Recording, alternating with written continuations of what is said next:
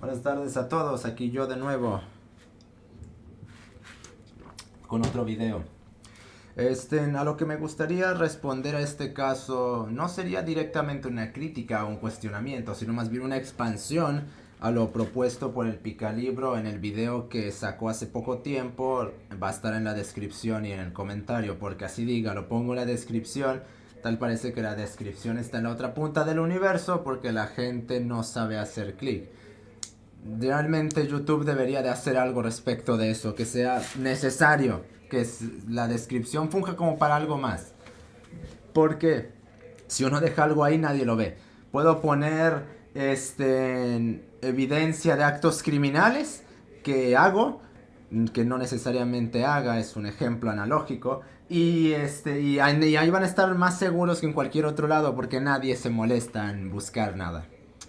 Entonces, el video que hizo fue una respuesta a Roma Gallardo y a Soul, el pinche furro ese del mundo de Soul, el cual, ambos estuvieron de acuerdo, el furro de Soul y Gallardo, en que la vida de los animales vale más que la vida de los hombres.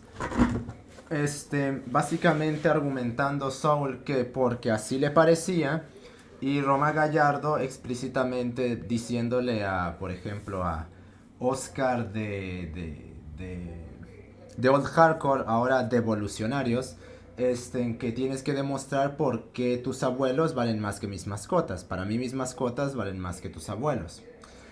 Entonces, los argumentos expuestos por el Picalibro me parecen suficientes, al menos un par de ellos, porque la dependencia que tienen otros de que lo social y que la sociedad, cuando no existe ninguna de esas dos cosas, es cancerígena, pero los otros argumentos que proporciona me parecen bastante buenos. No va esto de criticarlo, sino de expandir lo que él dijo. Pero me parece que hay otros argumentos que también pueden darse respecto a esto. Por lo cual me gustaría dar una extensión del por qué el animal, independientemente del contexto, siempre vale menos que el hombre. Empezando pues desde un punto de vista que pues me sorprende que no se haya tocado, que si bien yo no estoy de acuerdo con ello, pues no deberían de tener ningún problema estos dos parásitos, Soul y Gallardo, que sí, que Gallardo expone a feministas y las destruye, etcétera, etcétera. Bueno, realmente eso ya pasó de moda. La gente lo ve por puro morbo, pero la modita esa de 10 feministas destruidas en 2 segundos es una tontería que ya no nadie debería de tomarse en serio. Bueno, ¿cuáles argumentos estarían de acuerdo? El argumento desde la economía. Es decir, desde el punto de vista económico, el hombre vale más que el animal porque es más explotable su potencia que la potencia del animal. Tan simple y sencillo como que uno puede esclavizar a un hombre, literalmente, y básicamente esto producirá más valor que cualquier explotación que pueda hacer un animal, porque realmente un gato o un perro no puedes explotarlo realmente para nada, no te sirve para absolutamente nada que tenga una función trascendental. Habrá un par de contextos bastante oscuros en los cuales te pueda servir explotar a un animal, pero independientemente de esos contextos, el hombre lo puede hacer y mejor, y el hombre aparte sirve para muchas otras cosas. Además, el hombre tomado como objeto también es más explotable para obtener un mayor valor en un sentido económico. Ahora bien, dirás, y que este pinche monstruo, que ya lo sé, pero es un punto de vista que también puede defenderse. No que yo lo defienda porque yo no creo que el hombre pueda ser considerado como mercancía. Solo bajo el liberalismo económico y bajo el marxismo, dos ideologías las cuales asumen que la economía es la política, uno subrepticiamente el liberalismo, el otro explícitamente el marxismo. Yo no creo que el hombre pueda, deba, o necesariamente implique estar subsumido a la economía.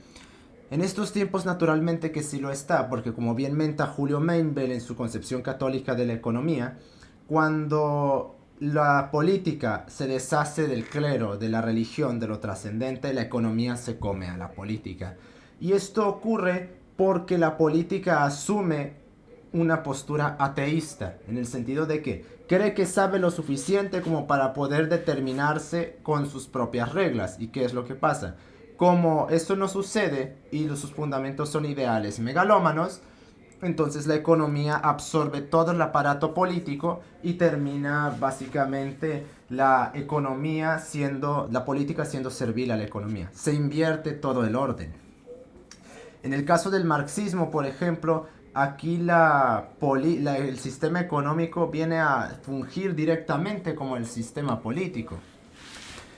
Y naturalmente que versar desde esas categorías no nos llevó y no nos llevará a nada, absolutamente nada bueno. Pero en fin, es un punto de vista que puede tomarse y que también refuta el hecho de que haya un mayor valor en el caso de los animales en comparación con el hombre. Ahora bien, argumentos que de hecho tengan sentido y no sean solo analógicos o simplemente anecdóticos, podría aplicarse un argumento que podríamos llamar el argumento conductista o el argumento del condicionamiento. Esta gente cree que sus animales, la forma en la que los quieren es una pureza casi panaceica, elisiática incluso. No obstante, el ver el apego de un animal en esa categoría, aparte de antropomorfizarlo, asume que el apego de un animal es exactamente igual que el apego de un hombre. Eso solo tendría sentido si las operaciones conductuales del animal, sea gato, sea perro, sea conejo, sea caballo, etcétera, etcétera, tienen la misma potencia derivada de la forma y se manifiestan en acto, lo cual evidentemente no sucede. Por lo que se puede asumir que el direccionamiento animal no es el mismo que el direccionamiento del hombre. Es decir, cuando un animal tiene un apego hacia un hombre, está en una categoría inferior que el apego que un hombre puede tener a otro hombre, en un sentido relacional de amistad, en un sentido fraternal, en un sentido de relaciones de trabajo o las relaciones afectivas que puede tener un hombre y una mujer. El decir, no, pues es que son lo mismo y valen lo mismo, bueno, ¿dónde está la manifestación direccional homóloga del hombre, del animal al hombre, en el mismo sentido y en el mismo direccionamiento en el cual puede manifestarse ese apego entre hombres y mujeres? Ese direccionamiento no se ve porque no hay localizaciones, no hay direccionamientos estimulacionales. Los sentimientos del hombre son infinitamente más complejos que los sentimientos de la mujer, que los sentimientos de los animales,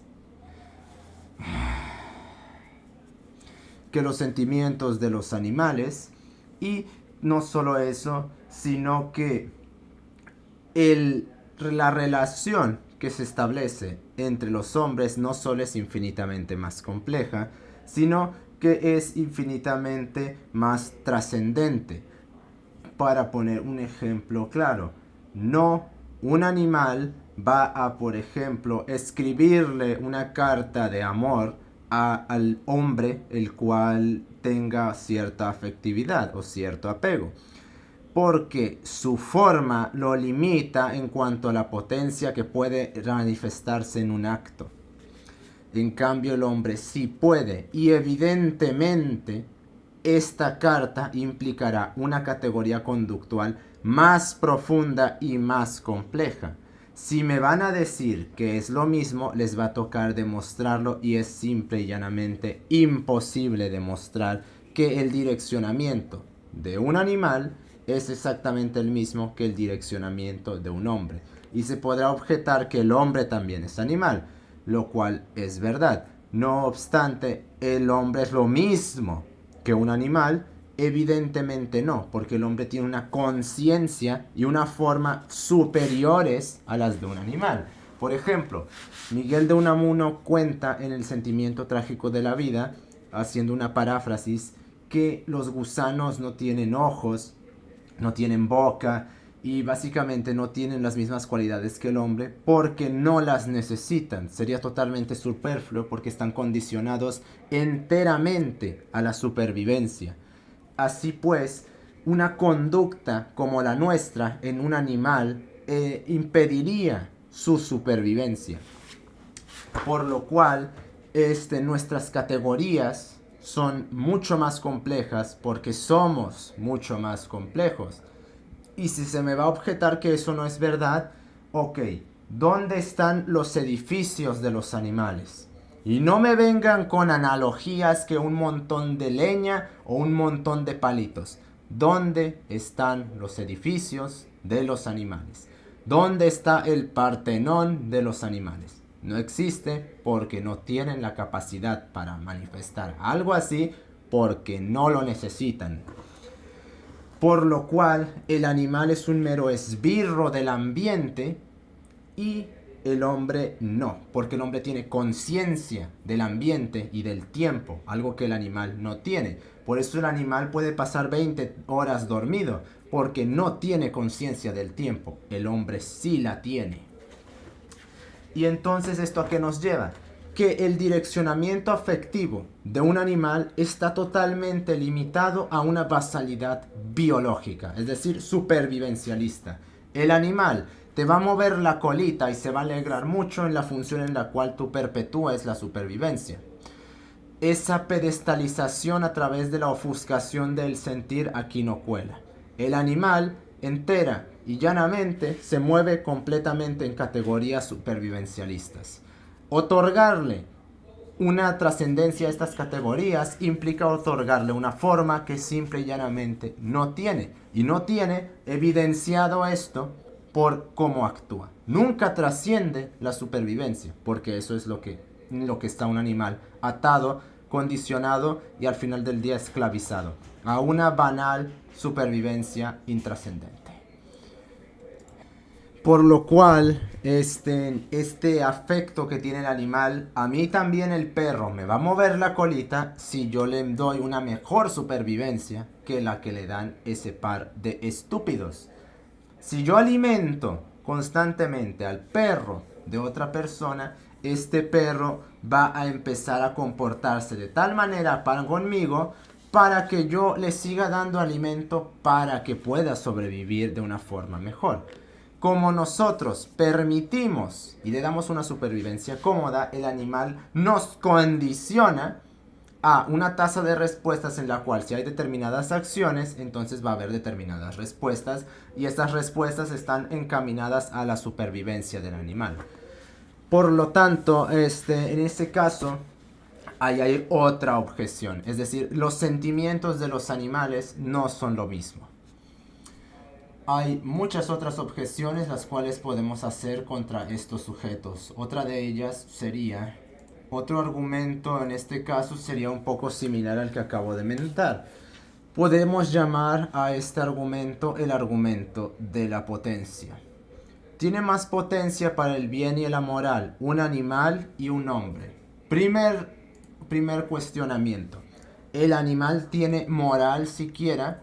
Si se va a decir a alguien, sí que tienen, porque ¿dónde están los tratados de moral de los animales? Quiero el escrito de los monos, de los perros, de los gatos, en su lenguaje y en su idioma, donde me especifique cuáles son sus puntos morales. Porque si vamos a decir que porque el animal manifiesta una conducta, eso es moral, entonces estamos cayendo en la clásica falacia antropologista que dice, como parece, por lo tanto es. Parecer no es ser. Simple y llanamente de esa manera. Que los animales tengan un comportamiento ni les dota de conducta ni mucho menos de moral. No tenemos ninguna evidencia, absolutamente ninguna, de que los animales se guíen por algo más que su miserable basalidad biológica. Otorgarles una supuesta inteligencia, una supuesta moral trascendental, solo porque el antropologista misantrópico desde la parasitaria marxista de turno lo dijo, es, bueno, entonces porque las voces de las paredes me dijeron que el que diga eso es un pendejo, entonces también tengo la misma categoría. La antropología, la sociología, la psicología no son ciencia. A ver si ya nos va quedando eso muy claro. Por lo que citar al antropólogo misantrópico de turno que quiere rebajar al hombre a ser nada más que una vil escoria animal no cuelan aquí. Porque ya me conozco esos idiotas que dicen de sociedades animales, de cultura animal y todas esas pendejadas que son errores predicamentales cuyo único sustento es como parece, por lo tanto es. ¿Dónde están los tratados de moral de los animales? No existen, no se puede entonces decir que el animal tenga moral. ¿Por qué? Porque su potencia, derivada de su forma, no le dota ni de una necesidad de tener una moral, porque no existe la moral en la naturaleza, y al mismo tiempo porque no necesita realmente nada de eso, porque como es un esbirro del ambiente, se guía por entera y taxativamente la supervivencia. La moral impide por completo la supervivencia en el caso de los animales y por eso es absolutamente innecesaria. Por lo que un animal jamás podría establecer un argumento de ninguna categoría para defender una moral. El hombre, claro que puede, evidentemente. Ergo, el hombre vale más que el animal porque su potencia le permite tener una moral. Y un ser sin moral es innatamente inferior al hombre. Perfecto, así que este argumento de la potencia me parece que ya quedó zanjado. Otro argumento también análogo a esto es, podríamos llamarlo, el argumento de la conciencia. ¿Tiene el animal las mismas categorías de prédica de un hombre como para formular una homologación categorial de uno y otro? Naturalmente que como el animal no tiene una lengua, no se puede entonces hablar que tenga las mismas capacidades para homologar al animal al hombre. Qué curioso, todos los animales valen lo mismo y curiosamente el animal, el animal no está por encima del hombre, pero el hombre hace cosas que el animal no puede. Y se me van a decir, pues el animal también hace cosas que el hombre no puede. Ya. ¿Y qué nos dio a nosotros eso que hacen los animales, por ejemplo? Porque, por ejemplo, nosotros les creamos vacunas que ellos no pudieron crear para evitar que se mueran. Nosotros les damos tratamientos médicos que ellos no conocen, no tienen potencia para conocer y que nunca van a conocer y que les salvan.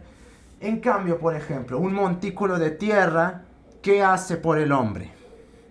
Un agujero en el suelo, ¿qué hace por el hombre? Nosotros damos una cantidad gigantesca de cosas para los animales. ¿Por qué? Porque tenemos una conciencia que nos permite trascender la supervivencia.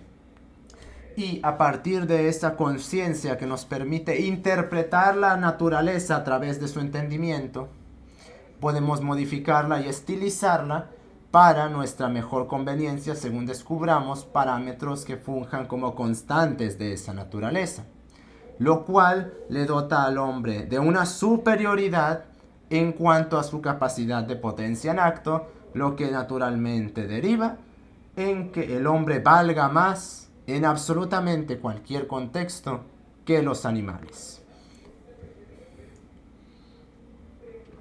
Que absolutamente cualquier animal. Entonces, ya que el animal, el perro, el gato, no tienen de absolutamente ninguna forma capacidad, potencia o llámense como le quieran llamar, para desarrollar este nivel de conciencia, el argumento queda completamente zanjado y, de nuevo, el hombre vale más que cualquier animal en absolutamente cualquier contexto. Y uno último que creo que es el más importante y me sorprende que el Picalibro no lo haya tocado, y que se ha estado barajando alrededor de todos estos, es que es el argumento que podríamos llamar moral formal. ¿Quién dice bajo qué categorías hay que tratar a quién y de qué forma y según qué? La forma de quién está determinando la prédica direccional sobre qué, para quién y bajo qué. Es evidente que el hombre, se dijo hace un momento, el animal no tiene lengua. Evidentemente tiene lenguaje, pero no tiene una lengua en la cual expresar algo que trascienda los paramétricos biológicos. El animal tiene lenguaje, evidentemente. Todo organismo tiene un lenguaje, porque el lenguaje no es sobre información, sino es sobre estimulación. Y cuando un maldito venado se pone a hacer sus gritos, por decirle de alguna manera, en la época de apareamiento, evidentemente ahí hay un lenguaje. No obstante, no hay una lengua con la cual pueda estilizar ese lenguaje para poder adaptarlo a su territorio que deriva de la constitución de su forma para poder comunicarse con otras personas, o mejor dicho, estimular a otras personas a través de las, digamos, codificaciones, o mejor dicho, cierres operacionales con los cuales se intenta dirigir o transmitir una serie de algos, de no quiero decir datos e información, pero voy a decirlo porque honestamente estoy muy cansado como para pensar en otros términos. Una serie de información la cual cierre y delimite una determinada serie de operaciones que ocurren en el mundo para justamente dirigirlo en este. El animal no tiene esto. Y como no lo tiene y el hombre sí lo tiene, entonces la forma es superior del hombre a la de los animales. Por lo tanto, el hombre vale más que los animales. Y como ya aquí estamos tocando la forma, no una cuestión adyacente, no una cuestión accidental, sino una cuestión ya directamente formal, se convierte en irrefutable el hecho de que el hombre valga más que el animal. Y se me podrá intentar objetar, ¡ay! ¿Qué hay del asesino? Pues bueno, ¿se recuerda lo que se dijo sobre la moral? Bueno, pues cuando alguien presenta conductas que atentan contra la integridad formal del hombre, ahí entonces no puede hablarse de algo más que de una bestia.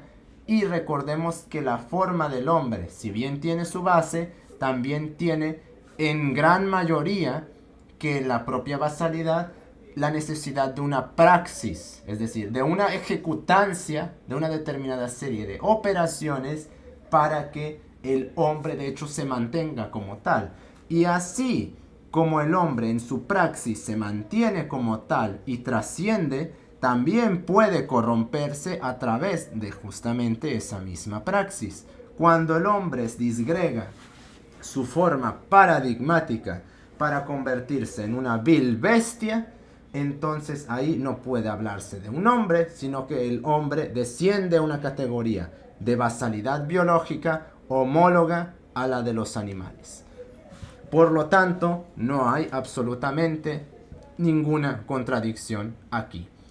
Cuando el hombre se comporta de determinadas formas, puede trascender su biología y elevarse a la santidad, o puede volverse una bestia salvaje y homologarse a los animales. Por lo tanto, ese especificismo que algunos intentan sacar aquí no cuela. Y lo más importante de todo, el argumento tanto de Sowell como de Gallardo es una estupidez percepcionista, o mejor dicho, subjetivista, que ya le dediqué un video a esa clase de posturas, que se llama la paradoja del relativismo, y naturalmente que no voy a expandirme absolutamente en nada, porque es simple y llanamente ridículo que alguien piense que porque algo le parece según su sentir, de alguna manera puede crearse un universal, mientras está diciendo que todo es circunstancial, pero al mismo tiempo cae en una paradoja, porque entonces es universalmente circunstancial todo, entonces no es circunstancial. Porque se está ahí apelando a lo relativo universalmente. Y entonces no puede hablarse de relatividad. No puede haber una relatividad universal. Y no va a faltar el estúpido que va a decir, no, pero ¿y qué hay de la teoría de la relatividad? Hijo, no tienes ni puta idea de qué significa eso. Así que no me vengas a crear categorías que ni tú entiendes. Así que eso no tiene nada que ver. Más que hablar de la teoría de la relatividad de Einstein, habría que hablar de la teoría de la relacionalidad de Einstein. Porque lo que Einstein habla en su teoría es sobre relaciones entre determinados objetos y no universales físicos como los hablaba Newton. Pero esta primacía relacional contextual no niega la existencia de constantes. Simple y llanamente dice Einstein que en determinados contextos esas constantes pueden comportarse de determinadas formas, que no niega su universalidad, sino que hay que tomar en cuenta el contexto en el cual se están desarrollando. El ejemplo más claro de esto es el ejemplo del observador, que una persona observando algo desde un avión no va a observarlo de la misma manera que si lo observase a 5 milímetros de distancia. Pero eso no niega al objeto ni convierte a esto que está observando en una suerte de masa amorfa que según la observa cambia, sino que implica una determinada contexto relacional que puede modificar o alterar según el contexto, más no según la forma, algo de esas determinadas implicaciones que se está estudiando. No tiene nada que ver con el relativismo filosófico lo que está proponiendo Einstein. De hecho, todo lo contrario. Así que por eso digo que si no saben de qué están hablando, mejor ni me citen eso, porque van a quedar como estúpidos cuando les pregunte que le demuestren lo que están diciendo. Por lo cual, dejando todo eso de lado, el relativismo es paradójico y el subjetivismo es hipocresía narcisista, que al ser relativista también cae en la misma paradoja en la cual caen los relativistas que surgieron poco después de los sofistas. Por lo cual, aquí yo creo que ya no tengo nada más que decir. Nos estamos viendo.